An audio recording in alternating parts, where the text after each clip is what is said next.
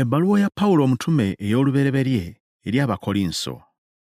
Essula esooka. Okwanjula. Okulamusa abaawandiikirwa ebbaluwa. Pawulo eyayitibwa okuba omutume wa Yesu Kristo olw'okwagala kwa Katonda, ne Sosene owooluganda eri ekkanisa ya Katonda eri mu Kolinso, eri abo abaatukuzibwa mu Kristo Yesu, abaayitibwa okuba abatukuvu, wamu ne bonna abakoowoola erinnya lya Mukama waffe Yesu Kristo mu buli kifo, ye Mukama waabwe era owaffe, ekisa kibeerenga gye muli n'emirembe ebiva eri Katonda Kitaffe mu Mukama waffe Yesu Kristo. Neebaza Katonda wange bulijjo ku lwammwe ekyabaweebwa mu Kristo Yesu, kubanga mu buli kigambo mwagaggawalira mu ye, mu kwogera kwonna ne mu kutegeera kwonna, ng'okutegeeza kwa Kristo bwe kwanywezebwa mu mmwe, mmwe obutaweebuka mu kirabo kyonna, nga mulindirira okubikkulibwa kwa Mukama waffe Yesu Kristo, era alibanyweza okutuusa ku nkomerero, obutabaako kyakunenyezebwa ku lunaku lwa Mukama waffe Yesu Kristo. Katonda mwesigwa eyabayita okuyingira mu kusa ekimu kw'Omwana we Yesu Kristo Mukama waffe. Si kirungi ekkanisa okwesalamu. Kristo tasaanye kwawulwamu.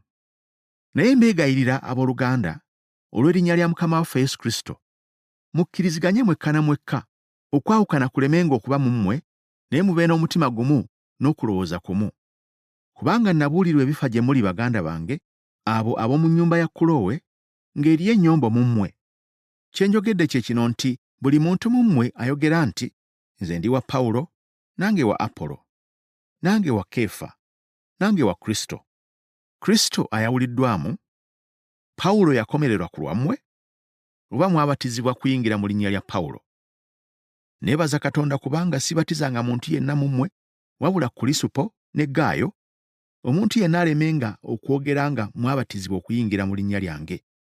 Era nabatiza n'ennyumba ya Suteefana, nate simanyi nga nabatiza omuntu omulala yenna. Kubanga Kristo teyantuma kubatiza, wabula okubuulira Enjiri, si mu magezi ga bigambo, omusaalaba gwa Kristo gulemenga okuba ogw'obwereere. Kubanga ekigambo eky'omusaalaba bwe busirusiru eri abo abazikirira, naye eri ffe abalokolebwa ge maanyi ga Katonda. Kubanga kyawandiikibwa nti, ndizikiriza amagezi g'abagezigezi, n'obukabakaba bw'abakabakaba ndibuggyawo. Kale omugezi aluwa? Omuwandiisi aluwa? Omuwakanyi w'omulembe guno aluwa? Katonda teyafuula amagezi g'ensi eno okuba obusirusiru, kubanga Katonda mu magezi ge yalabanga ensi terina kumanya ng'eyita amagezi gaayo. Katonda kyeyava asiima okuyita mu busirusiru bw'okubuulira Enjiri okulokola abo abakkiriza. Kubanga Abayudaaya basaba obubonero, n'Abayonaani banoonya amagezi. Naye ffe tubuulira Kristo eyakomererwa, eri Abayudaaya nkonge, n'eri Abaamawanga busirusiru, naye eri abo abayite Abayudaaya era n'Abayonaani, Kristo maanyi ga Katonda era magezi ga Katonda. Kubanga obusirusiru bwa Katonda businga abantu amagezi, n'obunafu bwa Katonda businga abantu amaanyi. Kubanga mutunuulira okuyitibwa kwammwe, abooluganda, ng'ab'amagezi ag'omubiri si bangi abaayitibwa, ab'amaanyi si bangi, ab'ekitiibwa si bangi, naye Katonda yalonda ebisirusiru eby'ensi akwase ab'amagezi ensonyi, era Katonda yalonda ebinafu eby'ensi akwase ab'amaanyi ensonyi, n'ebikopi by'ensi n'ebinyoomebwa, Katonda yabironda era n'ebitaliiwo aggyewo ebiriwo, waleme kubaawo muntu yenna eyeenyumiriza mu maaso ga Katonda.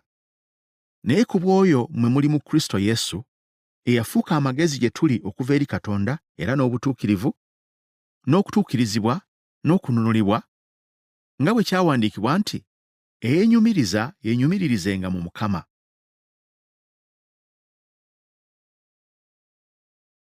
Ebbaluwa ya Pawulo omutume ey'olubereberye eri Abakolinso. Essula ey'okubiri. Abakristo okufugibwa Omwoyo Omutukuvu. Nange abooluganda, bwe najja gye muli, sajja na maanyi mangi ag'ebigambo oba amagezi nga mbuulira ekyama kya Katonda. Kubanga nasalawo obutamanya kigambo mu mmwe, wabula Yesu Kristo oyo eyakomererwa. Nange nabeeranga nammwe mu bunafu ne mu kutya ne mu kukankana okungi. Era mu kwogera kwange ne mu kubuulira kwange, tebyali mu bigambo eby'amagezi ebisendasenda, naye byali mu kulaga okw'omwoyo n'amaanyi, okukkiriza kwammwe kuleme okubeera mu magezi g'abantu, wabula mu maanyi ga Katonda. Naye eri abo abakuze mu mwoyo, twogera eby'amagezi, naye amagezi agatali ga mu mulembe guno, oba ag'abafuzi ab'omu mulembe guno abaggwaawo. Naye twogera amagezi ga Katonda ag'ekyama, agaali gakwekeddwa, Katonda ge yalagira edda ensi nga tezinnabaawo olw'ekitiibwa kyaffe. Tewali n'omu ku bafuzi ab'omu mulembe guno abagategeera, kuba singa baagategeera tebandikomeredde Mukama ow'ekitiibwa. Naye nga bwe kyawandiikibwa nti, eriiso bye litalabangako, n'okutu bye kutawuliranga, n'ebitayingiranga mu mutima gwa muntu, byonna Katonda bye yategekera abamwagala. Naye ffe Katonda yatubikkulira mu Mwoyo, kubanga Omwoyo anoonya byonna era n'ebitategeerekeka ebya Katonda. Kubanga muntu ki ategeera eby'omuntu wabula Omwoyo gw'omuntu oguli mu ye? Era bwe kityo n'ebya Katonda si wali abitegeera wabula Omwoyo gwa Katonda. Naye ffe tetwaweebwa mwoyo gwa nsi wabula Omwoyo guva eri Katonda, tulyoke tutegeere nga Katonda by'atuwa obuwa. N'okwogera twogera ebyo si mu bigambo amagezi g'abantu bye gayigiriza, wabula Omwoyo by'ayigiriza bwe tugeraageranya eby'omwoyo n'eby'omwoyo. Naye omuntu ow'omukka obukka takkiriza bya mwoyo gwa Katonda, kubanga bya busirusiru gy'ali, era tayinza kubitegeera, kubanga bikeberwa na mwoyo. Naye omuntu ow'omwoyo akebera byonna, naye ye yennyini takeberwa muntu yenna. Kubanga ani eyali ategedde okulowooza kwa Mukama waffe alyoke amuyigirize? Naffe tulina endowooza ya Kristo.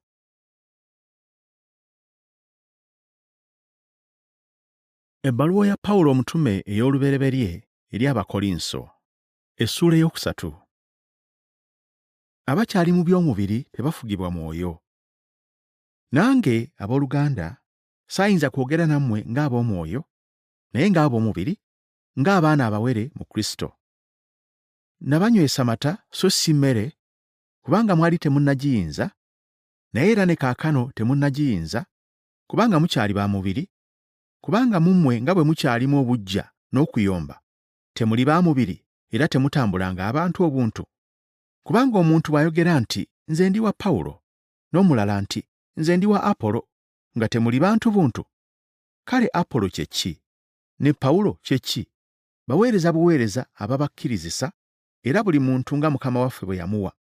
Nze nasiga, Apolo n'afukirira, naye Katonda ye yakuza. Kale bwe kityo asiga si kintu, newaakubadde afukirira, wabula Katonda akuza. Naye asiga n'afukirira benkanankana, naye buli muntu aliweebwa empeera okusinziira ku mulimu gw'aliba yakola. Kubanga ffe tukolera wamu ne Katonda, ate mmwe muli nnimiro ya Katonda, muli nnyumba ya Katonda. Ng'ekisa kya Katonda bwe kiri kye naweebwa, ng'omuzimbi omukugu ow'amagezi nasima omusingi, naye kaakano omulala aguzimbako. Naye buli muntu yeegendereze bw'azimbako, kubanga tewali muntu ayinza kuteekawo omusingi mulala wabula ogwo ogwateekebwawo, ye Yesu Kristo. Naye omuntu yenna bw'azimbanga ku musingi ogwo, zaabu, ffeeza, amayinja ag'omuwendo omungi, emiti, essubi, ebisasiro, omulimu ogwa buli muntu gulirabibwa, kubanga ku lunaku luli omuliro guligwolesa, n'omuliro gwennyini gulikema omulimu ogwa buli muntu bwe gufaanana. Omulimu ogwa buli muntu gwe yazimbako bwe gulisigalawo, aliweebwa empeera. Omulimu ogwa buli muntu bwe gulyokebwa, alifiirwa, naye ye yennyini alirokoka, naye bw'ati kuyita mu muliro. Temumanyi nga muli yeekaalu ya Katonda, era ng'Omwoyo gwa Katonda abeera mu mmwe? Omuntu yenna bw'azikirizanga yeekaalu ya Katonda, Katonda alimuzikiriza oyo, kubanga yeekaalu ya Katonda ntukuvu ye mmwe. Omuntu yenna teyeerimbanga. Omuntu yenna bwe yeerowoozanga okuba omugezi mu mmwe mu mirembe gino, afuukenga omusirusiru, alyoke afuuke omugezi. Kubanga amagezi ag'omu nsi muno bwe busirusiru eri Katonda. Kubanga kyawandiikibwa nti, akwatira abagezi mu nkwe zaabwe. Era nate nti, Mukama ategeera empaka ez'abagezi nga teziriimu. Omuntu yenna kyavanga alema okwenyumiriza mu bantu. Kubanga byonna byammwe, oba Pawulo, oba Apolo, oba Keefa, oba ensi, oba obulamu, oba okufa, oba ebiriwo, oba ebigenda okubaawo, byonna byammwe, nammwe muli ba Kristo, ne Kristo wa Katonda.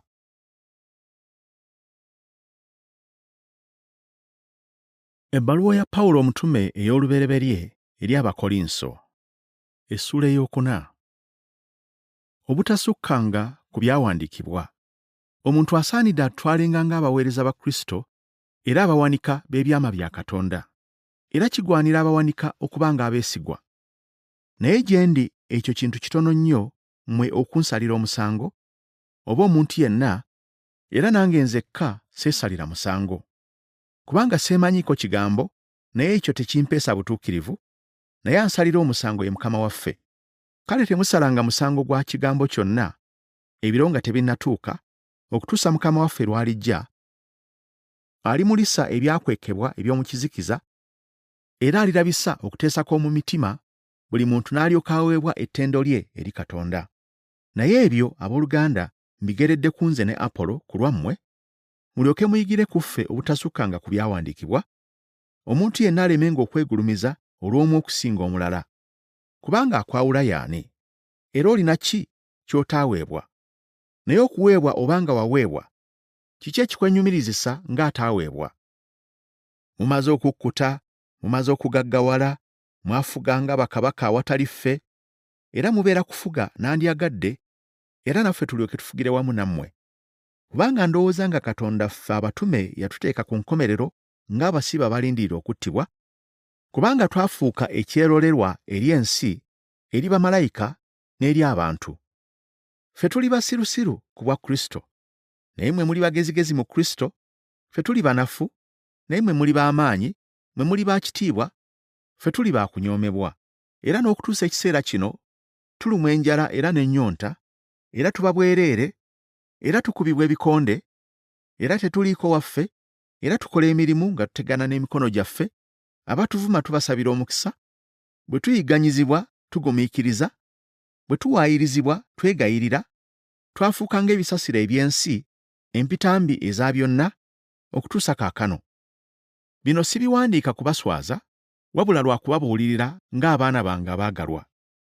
Kubanga newankubadde nga mulina abayigiriza mitwalo mu Kristo, naye temulina bakitammwe bangi, kubanga nze nafuuka kitammwe mu Kristo Yesu olw'enjiri. Kyenva mbeegayirira mulabire ku nze. Kyenva ntuma Timoseewo gye muli, ye mwana wange omwagalwa omwesigwa mu Mukama waffe, anaabajjukiza amakubo gange agali mu Kristo, nga bwe njigiriza yonna yonna mu buli kkanisa. Naye waliwo abalala abeegulumiza nga balowooza nga nze sigenda kujja gye muli, naye ndijja gye muli mangu, Mukama waffe bw'alyagala, era ndimanya amaanyi gaabwe abeegulumiza, so si mu bigambo bugambo. Kubanga obwakabaka bwa Katonda tebuli mu bigambo bugambo, wabula mu maanyi. Mwagalako ki? Njije gye muli n'omuggo, oba mu kwagala ne mu mwoyo gw'obuwombeefu?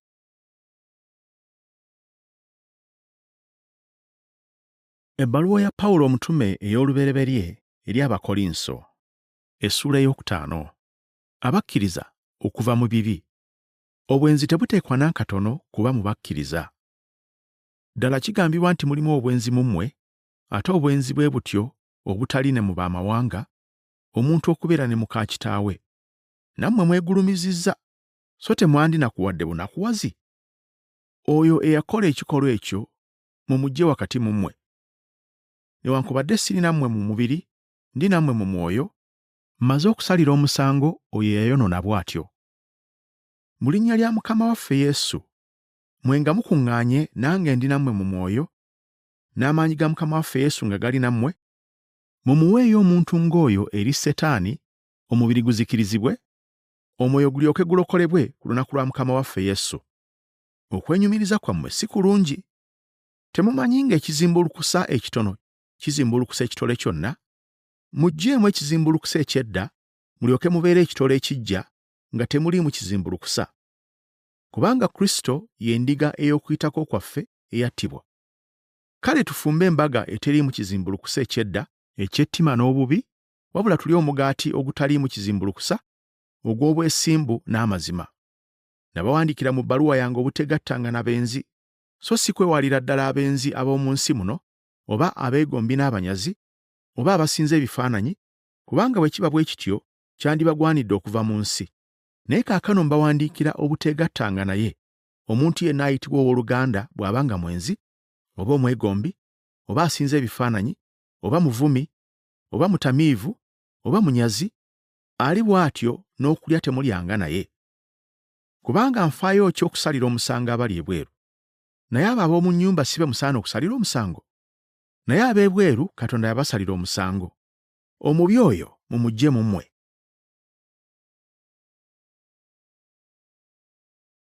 Ebbaluwa ya Pawulo omutume ey'olubereberye eri Abakolinso, essula ey'omukaaga. Abakkiriza babe n'amagezi okusala ensonga zaabwe bokka. Omuntu yenna mu mmwe bw'aba n'ensonga ku munne, ayaŋŋanga okuwoleza ensonga abatali batuukirivu, so si eri abatukuvu? Oba temumanyi ng'abatukuvu be balisalira ensi omusango? Kale obanga mmwe mulisalira ensi omusango, temusobola kusala nsonga entono eziri mu mmwe? Temumanyi nga tulisalira bamalayika omusango? Tulemwa tutya okusala emisango egy'omu bulamu buno? Kale bwe muba n'okusala emisango egy'omu bulamu buno, lwaki mugitwala eri abo abanyoomebwa mu kkanisa? Njogera kino kubaswaza. Ddala mu mmwe temuyinza kuzuuka muntu mugezi ayinza okusalira baganda b'ensonga, naye owooluganda awoze n'owooluganda era ne mu maaso g'abo abatali bakkiriza? Naye era bwe mutyo mumaze okubaako akabi, kubanga mulina emisango mwekka na mwekka. Lwaki obutamala gakolwanga bubi? Lwaki obutamala galyazaamaanyizibwanga? Naye mmwe mwennyini mukola bubi, mulyazaamaanya era n'abooluganda. Oba temumanyi ng'abatali batuukirivu tebalisikira bwakabaka bwa Katonda? Temulimbibwanga, newankubadde abakaba, newankubadde abasinza ebifaananyi, newankubadde abenzi, newankubadde abafuuka abakazi, newankubadde abalya ebisiyaga, newankubadde ababbi, newankubadde abeegombi, newankubadde abatamiivu, newankubadde abavumi, newankubadde abanyazi, tebalisikira bwakabaka bwa Katonda. Era abamu ku mmwe mwalinga abo, era mwanaazibwa, era mwatukuzibwa, era mwaweebwa obutuukirivu olw'erinnya lya Mukama waffe Yesu Kristo n'olw'Omwoyo gwa Katonda waffe. Emibiri gy'abakkiriza si gya bwenzi. Ebintu byonna birungi gye ndi, naye byonna tebingasa. Byonna birungi gye ndi, naye nze sigenda kufugibwanga kintu kyonna. Ebyokulya bya lubuto, n'olubuto lwa byakulya, naye byombi Katonda alibiggyawo. Naye omubiri si gwa bwenzi, naye gwa Mukama waffe, ne Mukama waffe avunaana omubiri. Era Katonda yazuukiza Mukama waffe, era naffe alituzuukiza olw'amaanyi ge. Temumanyi ng'emibiri gyammwe bitundu bya Kristo? Kale nzirirenga ebitundu bya Kristo bifule bitundu by'obwenzi? Kitalo! Oba temumanyi ng'eyeegatta n'omwenzi gwe mubiri gumu? Kubanga ayogera nti, bombi banaafuuka omubiri gumu. Naye eyeegatta ne Mukama waffe bafuuka omu mu mwoyo. Mwewalenga obwenzi. Buli kibi kyonna omuntu ky'akola kiri kungulu ku mubiri, naye ayenda akola ekibi ku mubiri gwe ye. Oba temumanyi ng'omubiri gwammwe ye yeekaalu y'Omwoyo Omutukuvu ali mu mmwe, gwe mulina eyava eri Katonda? Nammwe temuli ku bwammwe, kubanga mwagulibwa na muwendo. Kale mugulumizenga Katonda mu mubiri gwammwe.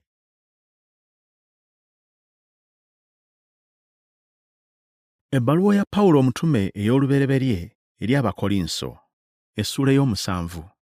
Pawulo ayanukula ensonga ezaamuwandiikirwa mu bbaluwa eyava mu Kolinso. Abafumbo okusanyusagana mu kukkaanya. Kaakano ku ebyo bye mwampandiikira, kirungi omusajja obutakwatanga ku mukazi. Naye olw'obwenzi, buli musajja abeerenga ne mukazi we ye, na buli mukazi abeerenga ne bba. Omusajja asasulenga mukazi we ekyo ekimugwanira ng'omufumbo, era n'omukazi asasulenga bw'atyo bba. Kubanga omukazi tafuga mubiri gwe ye, wabula bba, era n'omusajja bw'atyo tafuga mubiri gwe ye, wabula mukazi we. Buli omu alemenga okumma munne, wabula mpozi nga mulagaanye ekiseera, mulyoke mubeerenga n'ebbanga ery'okusabiramu, ate mulyoke mubeerenga wamu, Setaani alemenga okubakema olw'obuteeziyiza bwammwe. Naye ekyo nkyogera mu ngeri ya kukkiriziganya, so si teekateeka.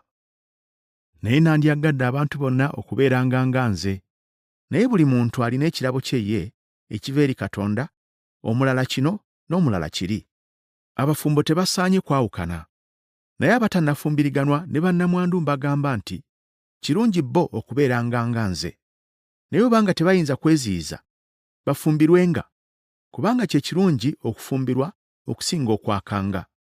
Naye abaamala okufumbiriganwa mbalagira, so si nze wabula Mukama waffe, omukazi obutanobanga ku bba, naye singa anoba, abeerera awo obutafumbirwa, oba si bwe kityo atabaganenga ne bba, n'omusajja tagobanga mukazi we. Naye abalala mbagamba, nze si Mukama waffe, owooluganda yenna bw'abanga n'omukazi atakkiriza, omukazi n'akkiriza okubeera naye, tamugobanga. N'omukazi bw'abeeranga ne bba atali mukkiriza, naye bba n'akkiriza okubeera naye tamunobangako, kubanga omusajja atakkiriza atukuzibwa na mukazi we, n'omukazi atakkiriza atukuzibwa na bba. Singa tekiri bwe kityo, abaana bammwe tebandibadde balongoofu, naye kaakano batukuvu. Naye atakkiriza bw'ayagala okwawukana, baawukane. Mu nsonga eyo, owooluganda omusajja oba omukazi tali mu buddu mu bigambo ebiri bwe bityo, kubanga Katonda yatuyitira mirembe. Kubanga ggwe omukazi omanyi otya nga tolirokola balo?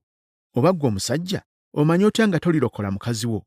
Kino kyokka buli muntu nga Mukama waffe bwe yamugabira, buli muntu nga Katonda bwe yamuyita, atambulenga bw'atyo. Ekyo kye kiragiro ky'empa ekkanisa zonna. Omuntu yenna yayitibwanga mukomole, teyejjangako bukomole bwe. Omuntu yenna yayitibwanga si mukomole, tanoonyanga kukomolebwa. Okukomolwa si kintu, n'obutakomolwa si kintu, wabula ekikulu kwe kukwatanga ebiragiro bya Katonda.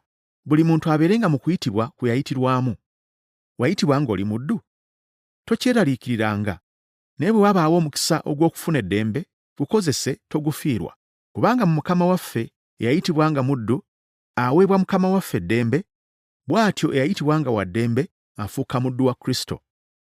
Mwagulibwa na muwendo, temufuukanga baddu b'abantu. Abooluganda, buli muntu abeerenga mu mbeera gye yalimu, agibeeremu wamu ne Katonda. Obutafumbiriganwa si kiragiro kya Mukama waffe. Naye ku bikwata ku butafumbiriganwa, sirina kiragiro kya Mukama waffe, naye mbagamba nze ng'omuntu Mukama waffe gwe yasaasira okubeera omwesigwa. Nze ndowoozanga ekirungi olw'okubonaabona okwakaakano omuntu okubeera nga bw'ali. Wasibibwa n'omukazi, tonoonyanga kusumululwa. Wasumululwa ku mukazi, tonoonyanga mukazi. Naye okuwasa bw'owasanga nga toyonoonye, n'omuwala bw'afumbirwanga nga tayonoonye. Naye abali bwe batyo banaabeeranga n'emitawaana gy'ensi gye nandyagadde mwewale.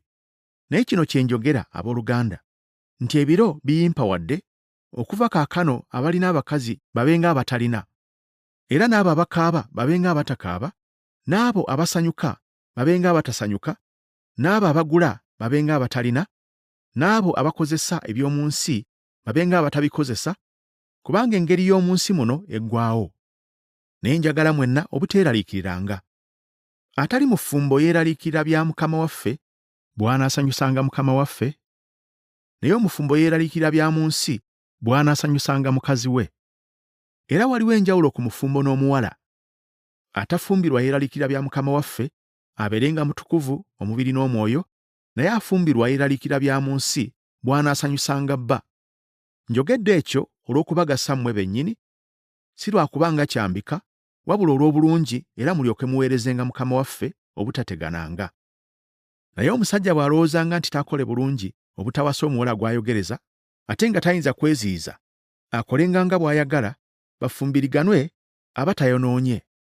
Naye oyo alina omutima omunywevu, n'asalawo awatali kuwalirizibwa nti omuwala tajja kumuwasa, aba asazeewo bulungi.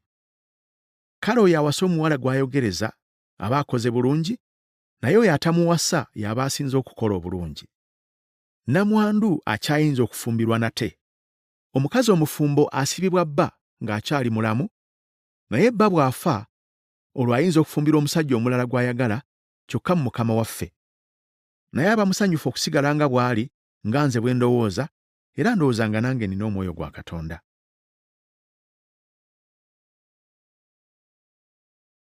Ebbaluwa ya Pawulo omutume ey'olubereberye eri Abakolinso.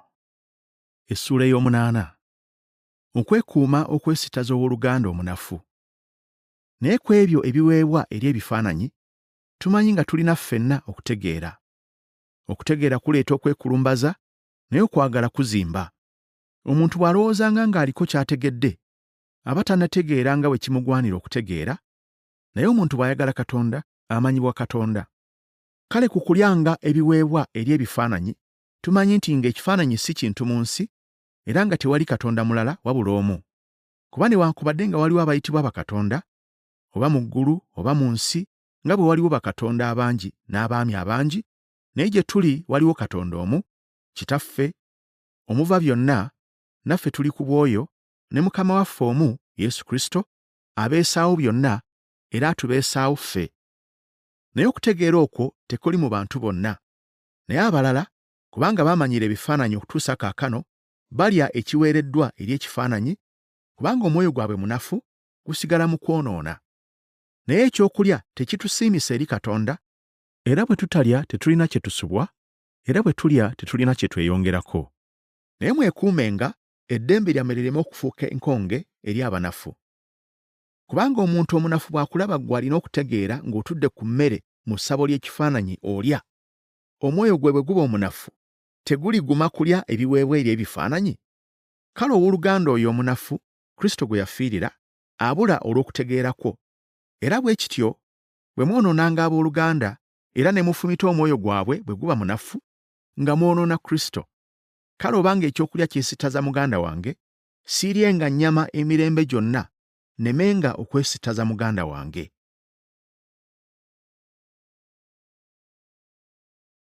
Ebbaluwa ya Pawulo omutume ey'olubereberye eri Abakolinso, essula ey'omwenda. Abakola omulimu gw'enjiri balina okufiibwako. Siri wa ddembe? Siri mutume? Saalaba Yesu Mukama waffe? Mwe temuli mulimu gwa Mukama waffe? Obanga siri mutume eri abalala, naye ndi mutume eri mmwe, kubanga mmwe kabonero k'obutume bwange mu Mukama waffe. Bwe mpoza bwe ntyo eri abo abankemereza, tetulina buyinza okulyanga n'okunywanga? Tetulina buyinza okutwalanga omukazi owooluganda awamu naffe, era ng'abatume abalala, ne baganda ba Mukama waffe, ne Keefa bwe bakola? Oba Balunabba nange, ffeffekka tetulina buyinza kulekeraawo kukola kweyimirizaawo? Ani akola ogw'obusirikale nga yeesasula empeera? Ani asimba olusuku n'atalya ku mmere yaamu? Oba ani alunda ekisibo n'atanywa ku mata g'ekisibo ekyo? Ebyo mbyogera ku bwange? Etteeka si bwe lyogera? Kubanga kyawandiikibwa mu mateeka ga Musa nti, tosibanga kamwa ente ng'ewuula. Mulowooza Katonda afa ku bya nte zokka? Oba ayogera ku lwaffe ffekka? Kubanga kyawandiikibwa ku lwaffe, kubanga alima kimugwanira okulima ng'asuubira, era n'awuula kimugwanira okuwuula ng'asuubira okuweebwako. Obanga ffe twabasigamu eby'omwoyo, kya kitalo ffe bwe tulikungula ebyammwe eby'omubiri? Obanga abalala balina obuyinza obwo ku mmwe, ffe tetusinga bo? Naye tetwakoza buyinza obwo, naye tugumiikiriza byonna, tulemenga okuleeta ekiziyiza enjiri ya Kristo. Temumanyi ng'abo abaweereza ebitukuvu balya ku by'omu yeekaalu? N'abo abaweereza ku kyoto bagabana n'ekyoto? Era ne Mukama waffe bw'atyo yalagira ababuulira enjiri baliisibwenga olw'enjiri. Naye nze siriiko na kimu ku ebyo kye nkozesezzaako, era siwandiika bino biryoke binkolerwe, kubanga waakirinze okufa okusinga omuntu yenna okufuula okwenyumiriza kwange okw'obwereere. Kubanga bwe mbuulira enjiri, ekyo tekinneenyumirizisa, kubanga mpalirizibwa okugibuulira. Ziba zinsanze bwe sibuulira njiri. Kuba obanga nkola bwe ntyo n'okwagala, mbeera n'empeera, naye bwe mba nga sikola na kwagala, nkikola lwa kubanga nateresebwa omulimu ogwo. Kale empeera ki gye nnina? Empeera yange y'eno, kwe kubuulira enjiri okugifuula ey'obwereere, nneme okukozeseza ddala obuyinza bwange mu njiri. Kuba newankubadde nga ndi wa ddembe eri bonna, neefuula muddu eri bonna, ndyoke nfunenga abangi. N'eri Abayudaaya nafuuka ng'Omuyudaaya, nfune Abayudaaya, eri abo abafugibwa amateeka, nafuuka ng'afugibwa amateeka, nze kennyini nga sifugibwa mateeka, nfunenga abafugibwa amateeka, eri abatalina mateeka, nafuuka ng'atalina mateeka, si butaba na mateeka eri Katonda, naye nga mpulira amateeka eri Kristo, nfunenga abatalina mateeka. Eri abanafu nafuuka munafu, nfunenga abanafu, eri bonna nfuuse byonna, mu byonna byonna ndyoke ndokolenga abamu. Era nkola byonna olw'enjiri, ndyoke nzisenga kimu mu yo. Temumanyi ng'abadduka mu mbiro mu mpaka nga bonna badduka, naye afuna ekirabo abeera omu? Nammwe muddukenga bwe mutyo nga mufubirira okuweebwa ekirabo.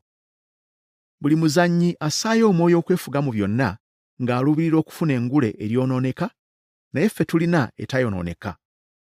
N'olwekyo sidduka ng'atalina kigendererwa, nnwana naye singa akuba ebbanga. Naye neebonereza omubiri gwange era ngufuga, mpozi nga mmaze okubuulira abalala, nze nzekka nneme okubeera atasiimibwa.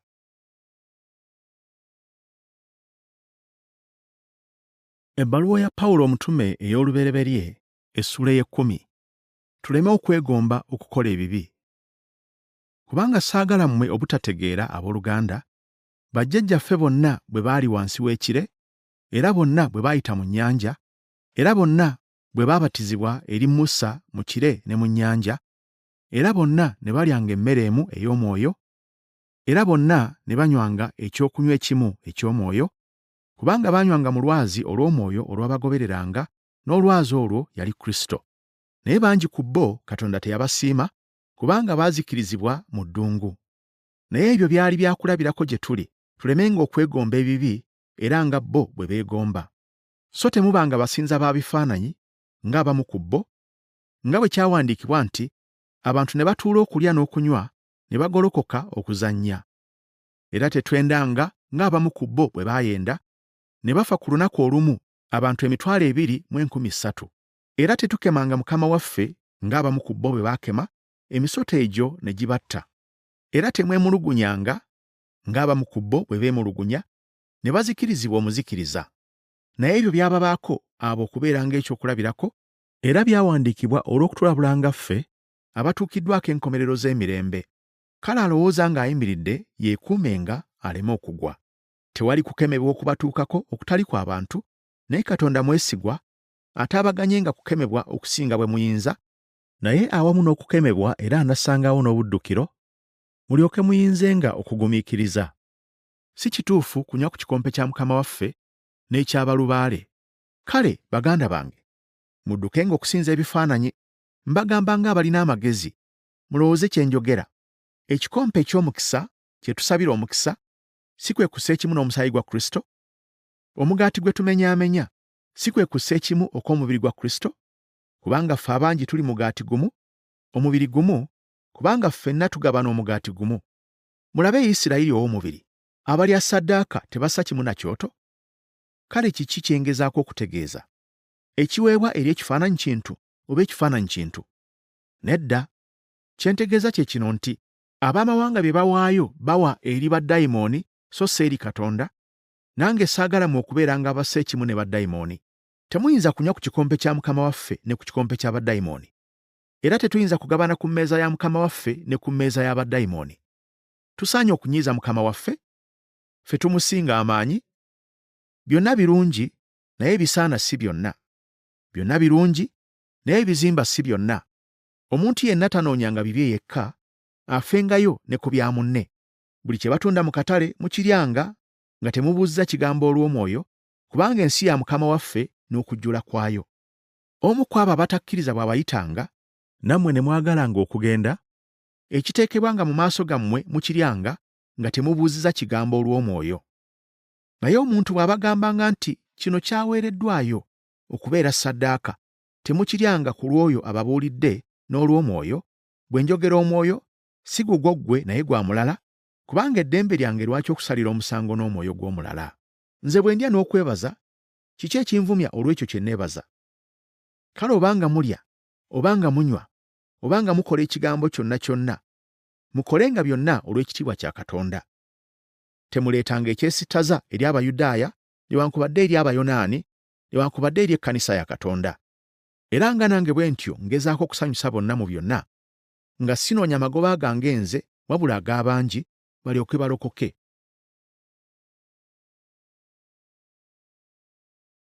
Ebbaluwa ya Pawulo omutume ey'olubereberye eri Abakolinso, essula y'e11. Mundabireko nga nze bwe ndabira ku Kristo. Pawulo aluŋŋamya eby'okusinza mu kkanisa. Pawulo asaba abakazi obutasuula mpisa ya kubikka ku mutwe. Mbatendereza kubanga munjijukira mu byonna, era munyweza bye mwaweebwa nga bwe nabibawa. Naye njagala mmwe mutegeere ng'omutwe gwa buli musajja ye Kristo, n'omutwe gw'omukazi ye musajja, n'omutwe gwa Kristo ye Katonda. Buli musajja bw'asaba oba bw'abuulira, omutwe gwe nga gubikkiddwako, aswaza omutwe gwe. Naye buli mukazi bw'asaba oba bw'abuulira, omutwe gwe nga tegubikkiddwako, aswaza bba, kubanga abanga amwereddwa. Obanga omukazi tayagala kubikka ku mutwe gwe, kale asalengako enviiri ze, naye obanga kyansonyi omukazi okusalibwako enviiri oba okuzimwako, agubikkengako. Kubanga omusajja tekimugwanira kubikkanga ku mutwe gwe, kubanga ye kye kifaananyi n'ekitiibwa kya Katonda, naye omukazi ye kye kitiibwa ky'omusajja. kubanga omusajja teyava mu mukazi, wabula omukazi ye yava mu musajja. Era kubanga omusajja teyatondebwa lwa mukazi, wabula omukazi olw'omusajja.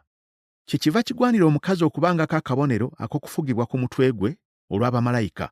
Kyokka mu Mukama waffe, omukazi tabaawo awatali musajja, era n'omusajja tabaawo awatali mukazi, kubanga ng'omukazi nga bwe yava mu musajja, era n'omusajja bw'atyo azaalibwa omukazi, naye byonna biva eri Katonda. Kale nammwe musaleewo, obanga kisaana omukazi okusaba Katonda nga tabisse ku mutwe. Obuzaaliranwa bwokka tebutuyigiriza ng'omusajja bw'akuza enviiri zimuswaza, naye omukazi bw'akuza enviiri kye kitiibwa gy'ali, kubanga yaweebwa enviiri ze mu kifo ky'ekyambalo. Naye omuntu yenna bw'abanga ayagala okuleeta empaka, ffe tetulina mpisa ng'eyo newankubadde ekkanisa za Katonda. Pawulo asaba abakkiriza okussa ekitiibwa mu kusembera ku mmeeza ya Mukama waffe. Naye mu bino bye ŋŋenda okubagamba temuli kyakubatendereza, kubanga bwe mukuŋŋaana ebivaamu biba bibi si birungi, kubanga ekisookera ddala bwe mukuŋŋaanira mu kkanisa, mpulira nga waliwo okwawukana mu mmwe, era nzikiriza nga kiyinza okuba nga kiri bwe kityo. Kubanga era n'okwesalamu kikugwanira okubaawo, abasiimibwa balyoke balabikenga mu mmwe. Bwe mukuŋŋaana, ekyo kye mulya kiba tekikyali mmere ya Mukama waffe, kubanga bwe muba mulya, buli muntu alya ku lulwe, talinda banne, omu asigala akyali muyala, ate omulala ng'atamidde. Kiki ekyo? Temulina nnyumba ze muyinza kuliramu n'okunyweramu? Oba munyooma ekkanisa ya Katonda ne muswaza abatalina kintu? N'abagamba ntya? N'abatendereza olw'ekyo? Sibatendereza. Pawulo akubiriza abakkiriza okusooka okwekebera nga tebannajja ku mmeeza ya Mukama waffe. Kubanga Mukama kye yampa kye nabayigiriza nti Mukama waffe Yesu mu kiro kiri kye yaliirwamu olukwe, yatoola omugaati ne yeebaza, n'agumenyamu, n'agamba nti, mutoole, mulye. Guno gwe mubiri gwange oguweereddwayo ku lwammwe, mukolenga bwe mutyo olw'okunjijukiranga nze. Era ne ku kikompe bw'atyo bwe yamala okulya n'agamba nti, ekikompe kino ye ndagaano empya mu musaayi gwange, mukolenga bwe mutyo buli lwe munaakinywangako olw'okunjijukiranga nze. Kubanga buli lwe munaalyanga ku mugaati guno ne lwe munaanywanga ku kikompe, munaayolesanga okufa kwa Mukama waffe okutuusa lw'alijja. Kyanaavanga azza omusango ogw'omubiri n'omusaayi gwa Mukama waffe buli anaalyanga ku mugaati oba anaanywanga ku kikompe kya Mukama waffe nga tasaanidde. Naye omuntu yeekeberenga yekka, alyoke alyenga ku mugaati bw'atyo, era anywenga ne ku kikompe. Kubanga buli alya era anywa nga tategeera makulu ga mubiri, aba yeesalira yekka omusango okumusinga. Mu mmwe kyemuvudde mubeeramu abangi abanafu n'abalwadde, era bangi n'abafudde. Naye singa tusooka okwesalira omusango ffekka, tetwandisaliddwa musango. Naye Mukama bw'atusalira omusango, atukangavvula tuleme okusingibwa omusango awamu n'ensi. Kale, baganda bange, bwe mukuŋŋaananga okulya, mulindaganenga. Omuntu bw'alumwanga enjala, alyenga eka, okukuŋŋaana kwammwe kulemenga okuba okw'ensobi. N'ebirala ndibirongoosa we ndigira wonna.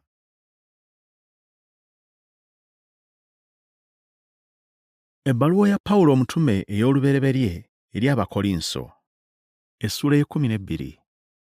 Ebirabo eby'omwoyo biweebwa kukuza mubiri gwa Kristo. Kaakano kubikwata ku birabo eby'omwoyo, abooluganda, saagala mmwe obutabitegeera. Mumanyi bwe mwali ab'amawanga nga mwakyamizibwanga eri ebifaananyi ebitoogera, nga mukyamizibwa mu ngeri yonna. Kyenva mbategeeza, tewali n'omu ayogera mu mwoyo gwa Katonda agamba nti Yesu akolimiddwa, era tewali n'omu ayinza okwogera nti Yesu ye Mukama waffe, wabula mu Mwoyo Omutukuvu. Waliwo ebirabo bya ngeri nnyingi, naye Omwoyo ali omu. Era waliwo engeri nnyingi ez'okuweereza, era Mukama waffe ali omu. Era waliwo okukola kwa ngeri nnyingi, naye Katonda ali omu, akola byonna mu bonna. Omwoyo alabikira mu buli muntu olw'okugasa bonna. Omwoyo awa omu ekigambo eky'amagezi, n'omulala Omwoyo oyo y'omu n'amuwa ekigambo eky'okutegeera. Omulala Omwoyo oyo y'omu n'amuwa okukkiriza, n'omulala n'amuwa ebirabo eby'okuwonyanga. Omulala n'amuwa okukolanga ebyamagero, n'omulala okubuuliranga, n'omulala okwawulanga emyoyo, omulala okwogeranga ennimi, n'omulala okuvvuunulanga ennimi. Naye ebyo byonna Omwoyo oyo omu y'abikola, ng'agabira buli muntu kinnoomu nga ye bw'ayagala. Buli kitundu ky'omubiri gwa Kristo kya mugaso mu kkanisa. Kuba omubiri nga bwe guli ogumu ne guba n'ebitundu ebingi, n'ebitundu byonna eby'omubiri newankubadde nga bingi gwe mubiri gumu era ne Kristo bw'atyo. Kubanga mu mwoyo omu ffenna twabatizibwa okuyingira mu mubiri gumu, oba Bayudaaya oba Bayonaani, oba baddu oba baddembe, ffenna ne tunywesebwa mu mwoyo omu. Kubanga n'omubiri si kitundu kimu naye bingi. Ekigere bwe kyogera nti, kubanga siri mukono, n'olwekyo siri kitundu kya mubiri, ekyo tekikifuula butaba kitundu kya mubiri. Era okutu bwe kwogera nti, kubanga siri liiso, n'olwekyo siri kitundu kya mubiri, ekyo tekikifuula butaba kitundu kya mubiri. Omubiri gwonna singa liiso, okuwulira kwandibadde wa? Gwonna singa kuwulira, okuwunyiriza kwandibadde wa? Naye kaakano Katonda yassaawo ebitundu buli kinnakimu mu mubiri nga bwe yayagala. Era byonna singa kyali kitundu kimu, omubiri gwandibadde wa? Naye kaakano ebitundu biri bingi, naye omubiri gumu. N'eriiso teriyinza kugamba mukono nti, gwe sikwetaaga, oba omutwe okugamba ebigere nti, mwe sibeetaaga.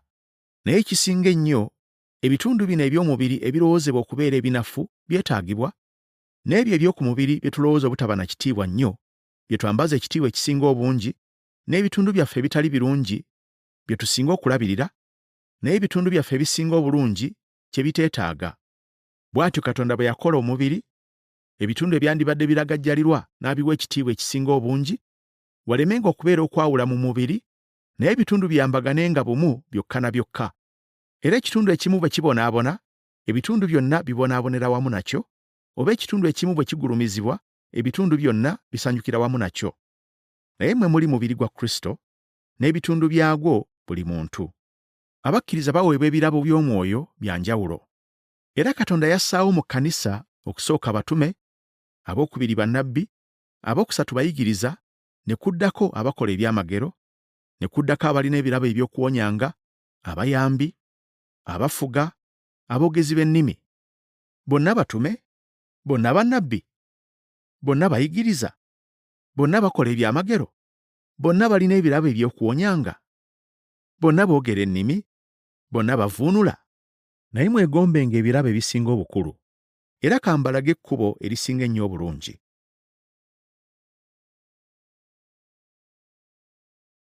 Ebbaluwa ya Pawulo omutume ey'olubereberye eri Abakolinso, essula y'ekkumi-n'essatu.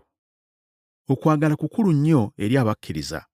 Bwe njogera n'ennimi z'abantu n'ez'abamalayika, naye nga sirina kwagala, mba ng'ekide ekivuga oba ekitaasa ekisaala. Era bwe mba ne bunnabbi, ne ntegeera ebyama byonna n'okutegeera kwonna, era bwe mba n'okukkiriza kwonna okunsobozesa n'okusiga okulola ensozi, naye nga sirina kwagala, mba siri kintu. Era bwe mpaayo bye nnina byonna eri abaavu, era ne bwe mpaayo omubiri gwange okwokebwa, naye nga sirina kwagala, mba siriiko kye ngasizza. Okwagala kugumiikiriza, era kulina ekisa. Okwagala tekuba na buggya, okwagala tekwekulumbaza, tekwegulumiza, tekukola bitasaana, tekunoonya byakwo, tekunyiiga mangu era tekusiba kibi ku mwoyo, tekusanyukira bitali bya butuukirivu, naye kusanyukira wamu n'amazima, kugumira byonna, kukkiriza byonna, kusuubira byonna, kugumiikiriza byonna. Okwagala tekuggwaawo emirembe gyonna, naye oba bunnabbi bulivaawo, oba ennimi zirikoma, oba okutegeera kulivaawo. Kubanga tutegeerako kitundu, era ne bunnabbi bwaffe bwa kitundu. Naye ebituukirivu bwe birijja, eby'ekitundu birivaawo. Bwe nali omuto nayogeranga ng'omuto, nategeeranga ng'omuto, nalowoozanga ng'omuto. Bwe nakula ne ndeka eby'obuto. Kubanga kaakano tulabira mu ndabirwamu ebitalabika bulungi, naye mu biro biri tulirabira ddala bulungi amaaso n'amaaso. Kaakano ntegeerako kitundu, naye mu biro biri nditegeerera ddala, era nga bwe nategeererwa ddala. Naye kaakano waliwo ebintu bisatu: okukkiriza, okusuubira, okwagala. Naye ku ebyo ekisinga obukulu kwagala.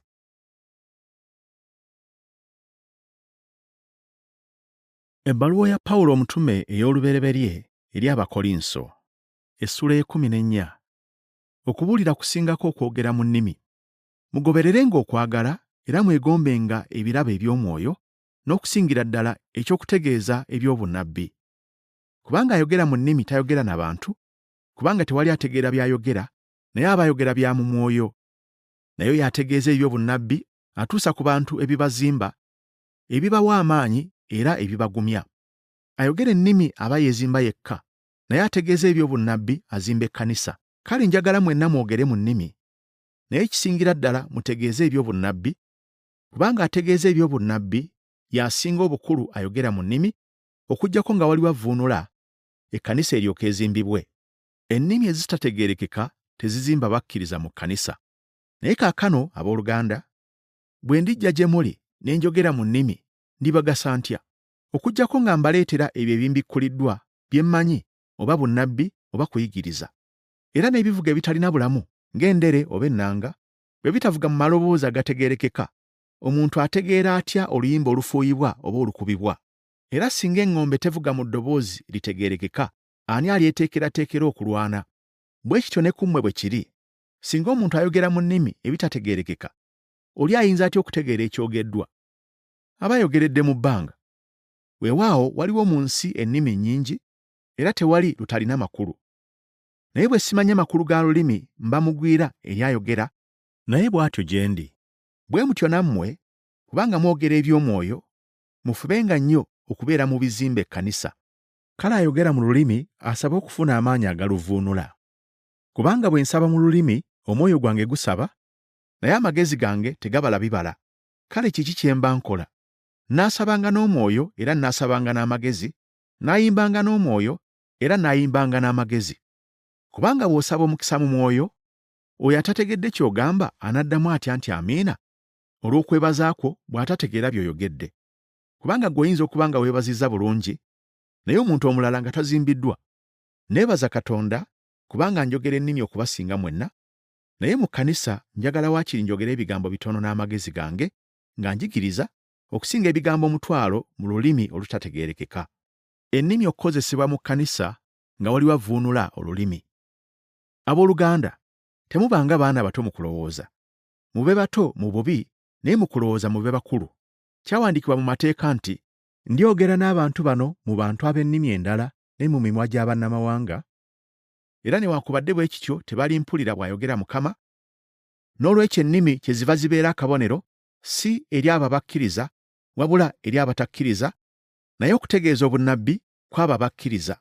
Kale ekkanisa yonna bwe banga ekuŋŋaanidde wamu, bonna ne boogera ennimi, ne wayingira ab'ebweru oba abatakkiriza, tebaligamba nti mulaluse? Naye singa bonna bategeera eby'obunnabbi, ne wayingira atakkiriza oba ow'ebweru, ebyogerwa bijja kumuleetera okwenenya nga mu byonna yeesalira omusango.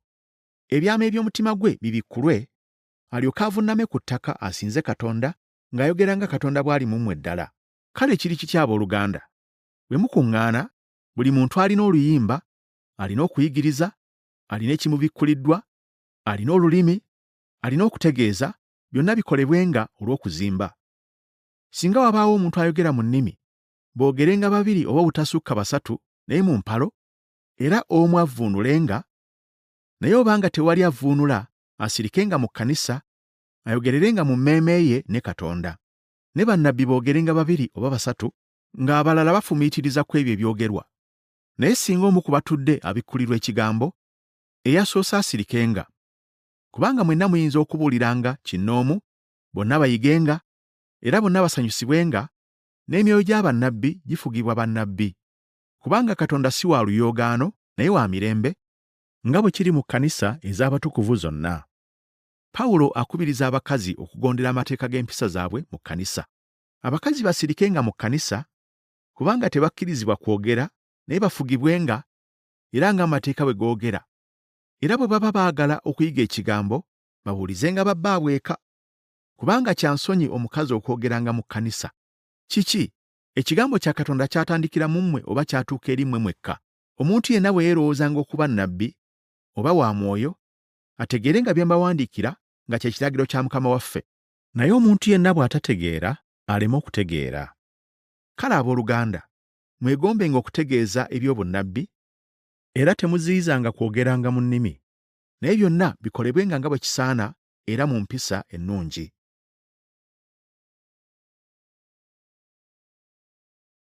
Ebbaluwa ya Pawulo omutume ey'olubereberye eri Abakolinso, essula y'e15. Pawulo annyonnyola eby'okuzuukira kw'abafu. Okuzuukira kwa Kristo kwakakasibwa. Kaakano abooluganda, mbajjukiza bye nasinzirako okubabuulira Enjiri gye mwafuna, gye muyimiriddemu, gye mulokokeramu, singa muginyweza, wabula nga mwakkiririza bwereere.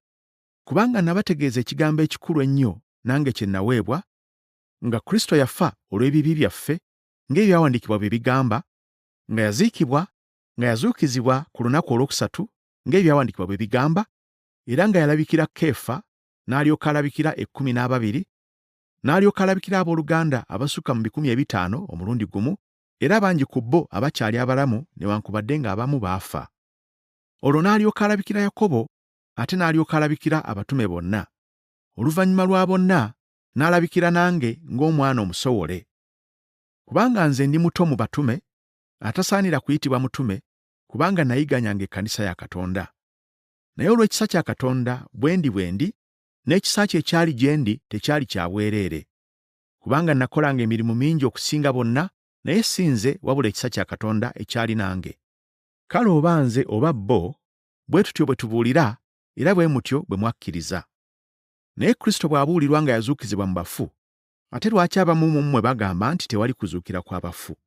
Naye obanga tewali kuzuukira kw'abafu, era ne Kristo teyazuukizibwa, era obanga Kristo teyazuukizibwa, kale okubuulira kwaffe tekuliimu, so n'okukkiriza kwammwe tekuliimu. Era naye tulabika ng'abajulirwa ab'obulimba aba Katonda, kubanga twategeeza Katonda nga yazuukiza Kristo gw'ataazuukiza, obanga abafu tebazuukizibwa. Kuba obanga abafu tebazuukizibwa, era ne Kristo teyazuukizibwa. Obanga Kristo teyazuukizibwa, okukkiriza kwammwe tekuliiko kye kugasa, mukyali mu bibi byammwe, era n'abo abafiira mu Kristo bazikirira. Obanga mu bulamu buno bwokka mwe tubeeredde n'essuubi mu Kristo, tuli baakusaasirwa okusinga abantu bonna. Naye kituufu Kristo yazuukizibwa mu bafu, ebibala eby'olubereberye eby'abaafa. Kubanga okufa bwe kwaleetebwa omuntu, era n'okuzuukira kw'abafu kwaleetebwa muntu. Kuba bonna nga bwe baafiira mu Adamu, era bwe batyo mu Kristo bonna bwe balifuukira abalamu. Naye buli muntu mu kifo kye ye, Kristo y'asooka, oluvannyuma mu kujja kwe ababe baddeko. Olwo enkomerero n'eryoka etuuka, bw'aliwaayo obwakabaka eri Katonda ye Kitaawe, bw'alibanga amaze okuggyawo okufuga kwonna n'amaanyi gonna n'obuyinza. Kubanga kimugwanira okufuganga okutuusa lw'alissa abalabe be bonna wansi w'ebigere bye. Omulabe alisembayo okuzikirizibwa kwe kufa, kubanga Katonda atadde ebintu byonna wansi w'ebigere bye. Naye bwe kigambibwa nti ebintu byonna bissiddwa wansi w'ebigere bye, kiba kitegeeza nti ng'oyo teyassibwa wansi eyassa byonna wansi we.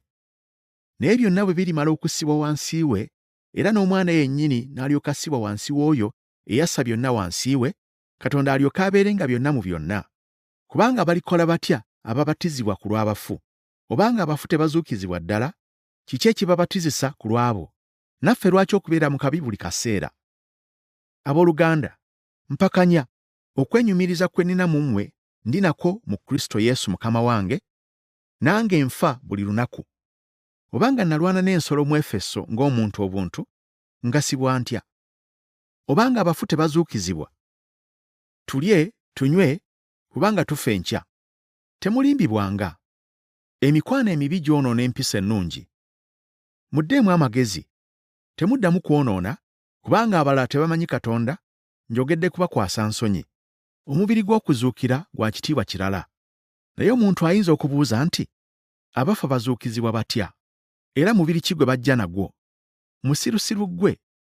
Ensigo gy'osiga temeruka nga tefudde, ne gy'osiga tosiga mubiri oguliba, wabula mpeke njereere, mpozi ya ŋŋaano, oba ya ngeri ndala, naye Katonda agiwa omubiri nga bw'ayagala, era buli nsigo agiwa omubiri gwayo yokka. Ennyama yonna si nnyama emu, naye endala y'abantu, n'endala ya nsolo, n'endala ya nnyonyi, n'endala ya byannyanja. Era waliwo emibiri egy'omu ggulu n'emibiri egy'omu nsi, naye ekitiibwa ky'egy'omu ggulu kirala, n'eky'egy'omu nsi kirala. Ekitiibwa ky'enjuba kirala, n'ekitiibwa ky'omwezi kirala, n'ekitiibwa ky'emmunyeenye kirala, kubanga emmunyeenye teyenkana na ginnaayo kitiibwa. Era n'okuzuukira kw'abafu bwe kutyo.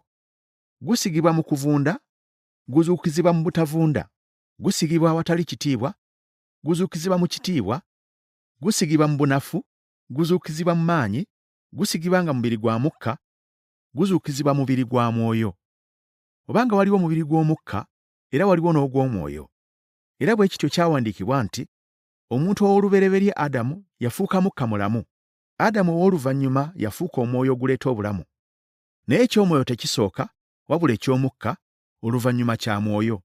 Omuntu ow'olubereberye yava mu nsi, wa ttaka, omuntu ow'okubiri yava mu ggulu. Ng'oli ow'ettaka bwe yali, era n'ab'ettaka bwe bali bwe batyo, era ng'oli ow'omu ggulu bw'ali, era n'ab'omu ggulu bwe bali batyo.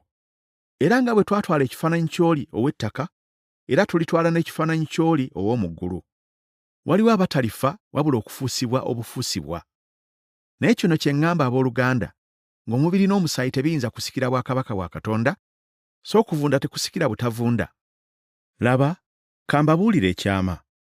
Ffenna tetulifa, naye ffenna tulifuusibwa, mangu ago nga kutemya kikowe, akagombe ak'enkomerero bwe kalivuga, kubanga kalivuga n'abafu balizuukizibwa butavunda, naffe tulifuusibwa. Kubanga oguvunda guno kigugwanira okwambala obutavunda, n'ogufa guno okwambala obutafa. Naye oguvunda guno bwe guliba nga gumaze okwambala obutavunda, n'ogufa guno okwambala obutafa, ekigambo ekyawandiikibwa ne kiryoka kituukirira nti, okufa kumiriddwa mu kuwangula. Gwe okufa, okuwangulako kuli luuyi wa? Gwe okufa, okulumako kuli luuyi wa? Okuluma kw'okufa kye kibi, n'amaanyi g'ekibi ge mateeka, naye Katonda yeebazibwe atuwanguza ffe ku bwa Mukama waffe Yesu Kristo. Kale baganda bange abaagalwa, munywerenga obutasagaasagana, nga mweyongeranga bulijjo mu mulimu gwa Mukama waffe, kubanga mumanyi ng'okufuba kwammwe si kwa bwereere mu Mukama waffe.